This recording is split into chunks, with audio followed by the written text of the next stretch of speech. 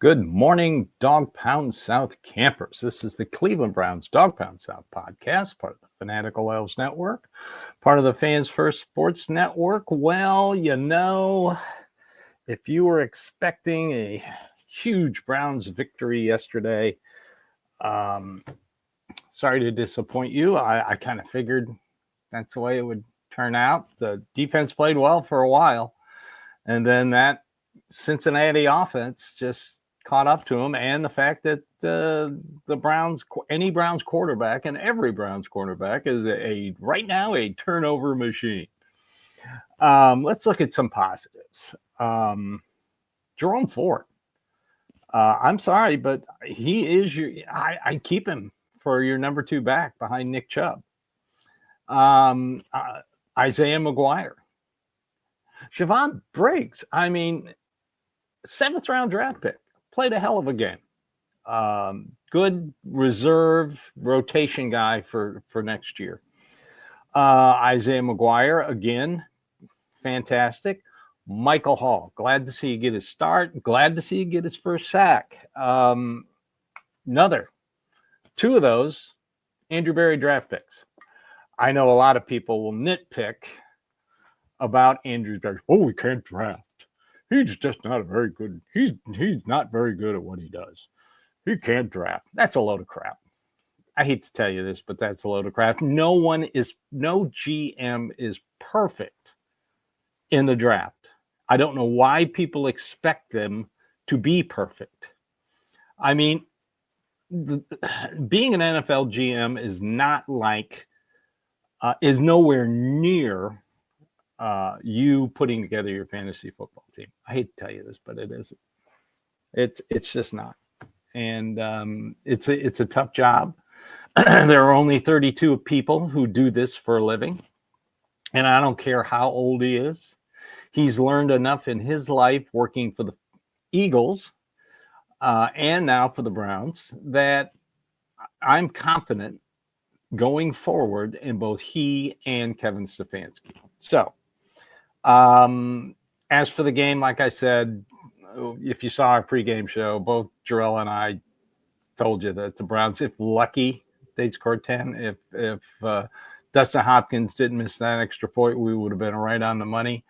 Until that late touchdown to make it 24-6.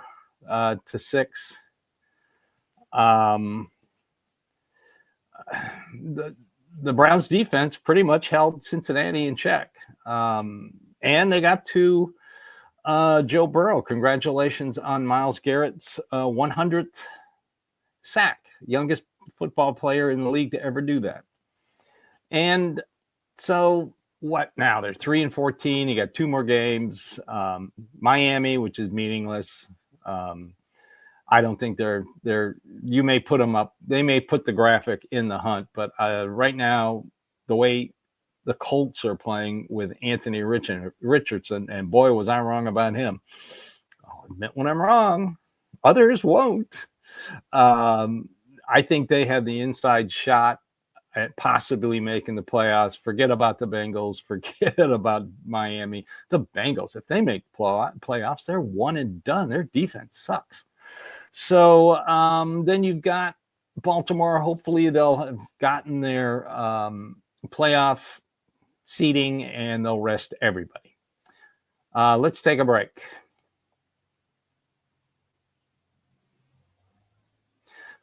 All right. So the biggest problem with this team is quarterback room. DTR proved that DTR is nothing but a backup quarterback. Maybe. I still want to see him over the next couple of weeks. I'd love to see Zappy as well, just to see what he is. But right now, I see a major complete overhaul in the quarterback room. Jameis Winston was inactive, which tells me he's not part of the future.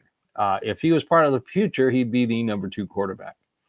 So, Jameis Winston, great locker room guy. I wouldn't completely close the door on him, but I think the Browns are exploring every option for a veteran bridge. I could see the quarterback room next year being 3 brand new people. I could see a veteran, bridge. I could see a young veteran, and I could see a rookie. Now, a rookie being a draft pick, not a first-round draft pick, but a draft pick. You can find a quarterback in rounds 3 through 6. This is not a great quarterback draft. It's just not. So why expend capital on overdrafting a quarterback? That's not what this front office does. Like I've said in the past, I would rather have this is a great draft for defensive linemen. And if a defensive tackle is sitting there, right now the Browns are currently picking 5th. If there's like someone like Brandon Graham from Michigan is sitting there, you grab him as soon as possible. But the draft comes after free agency starts. And this is something I want to remind people of because they're all forgetting it. We're going back to our dysfunctional Browns fan mindset. The draft is not the first thing that comes. It's free agency. This team will be active in free agency. They won't be signing the older veteran one-year contracts, your Mo Hurst, your Fetty, your Shelby Harris. They'll be going after younger veterans to supplement. They need a center. They only have one good offensive lineman right now who is playing, and that's Jack Conklin. I'd redo his contract. It is nothing guaranteed in it right currently, but I'd redo it, give him some guarantees, give him some incentives. They're going to have to sign a center, a young center. Luke Whippler, a wasted year for him. He could have learned this year and been the starter next year. They drafted Zach Zinner. I'd like to see him come in and play. He wasn't ready this year. Broken leg, lower body, just wasn't strong enough for the NFL. Javon Cohen is a nice piece, but still a backup, so they're going to have to get a guard. And then you have DeJuan Jones, going to be probably your starting left tackle. But I would go ahead and draft a tackle and sign some backup tackles for the offensive line. Also on the defensive line, it all starts there. You bring everybody back from this offensive line and you want to put a rookie quarterback behind it, that's suicide. So, of course, a lot of people complain about Andrew Berry's drafting style. Like I said earlier, no one's perfect.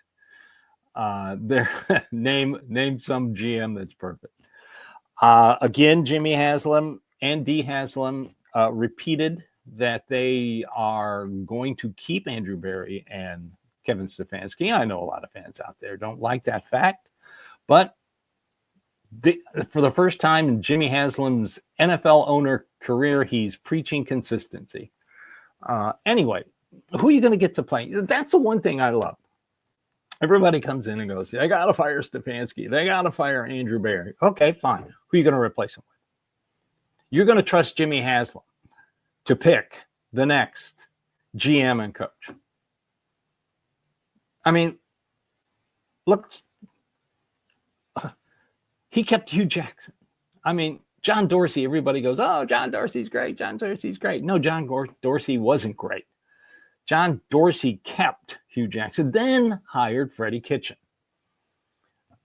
He probably could have been better just to keep Greg Williams, who was 5-3 as an interim, but Greg Williams was too much of a personality and a force, and John Dorsey wanted to control everything. Anyway, John Dorsey ignored the offensive line. He had a guy on his offensive line that in the offseason got caught at the U.S.-Mexican border with a van full of marijuana. Okay, so you can nitpick this all you want to, and I'll tell you, I'm a lifelong Browns fan, and nothing's going to change that. But if you feel that you're fed up with this team and you just want to pick another team, go ahead. I mean, I lived through the move as a Browns backer president, and those 3 years, I lost a lot of members because they were just fed up with the way the NFL ran. They were tired of it. They picked other teams. A lot of my former members picked the Titans, and a lot of them went to Cincinnati or Buffalo or wherever originally they were from. But there is no max exodus of Browns fans right now. Sure, some people are saying, well, I'm not going to pay for season tickets. I'm going to give up my season tickets. I hate to tell you this. Go ahead. Do it. There's a waiting list. There's always a waiting list. There's a waiting list for just about every NFL team. I would guarantee that Carolina probably has a waiting list as well. So go ahead. But I don't think it's like when the team moved. That was totally different. They were fed up with the NFL. The NFL cheated, basically, stole their team, gave it to Baltimore. And a lot of people were fed up. And I didn't blame them. A lot of people left because of Deshaun Watson. Again, don't blame them. That's fine. Yeah, that's your individual choice. But to say that there is a max exodus of Browns fans right now is just not true. So, moving forward, got Miami, 3:00 game. God, I wish it was a noon game. I hate it when they're late games. It just ruins my afternoon. I don't hold out much hope for any more wins this season. Like I said, it's possible they could beat Miami, and it's possible if Baltimore has their playoff seeding set that they could, they'll start a bunch of backups and the Browns may have a shot. But, that's the way this season is. You come out of the gate, massive amount of injuries. The franchise quarterback you thought was going to be a franchise quarterback turns out to be a dud. So that's where we sit as Browns fans. I trust Andrew Berry and Kevin Stefanski and the front office to get rid of Deshaun Watson. He may be on the roster next year. He may be on the PUP list and injured reserve all year. No, he is not going to be penciled in as the starter. I don't know where Mary Kay got that garbage. Just by the fact that Andrew Berry at the bye week didn't say he was going to be the starter. Nathan Zagura on Cleveland Browns Daily said Deshaun Watson can't be part of this team in 2025. That is the most damning thing you can hear for Deshaun Watson. Jimmy Haslam signs Zagura's check. He works for the Cleveland Browns. And for him to say that, he had to get permission to say it. You just don't say things that the team disagrees with, or you'll end up fired. So calm down. Like I said, I got a feeling it's going to be a brand new quarterback room next year. So let's just get through this year and on to when the league year starts in March. And then we'll see what happens. But I have confidence in Andrew Berry. I don't care how old he is. I still have confidence in him. And I think a lot of people resent the fact that this front office and this head coach and this GM are a hell of a lot smarter than they are. And it just drives them crazy.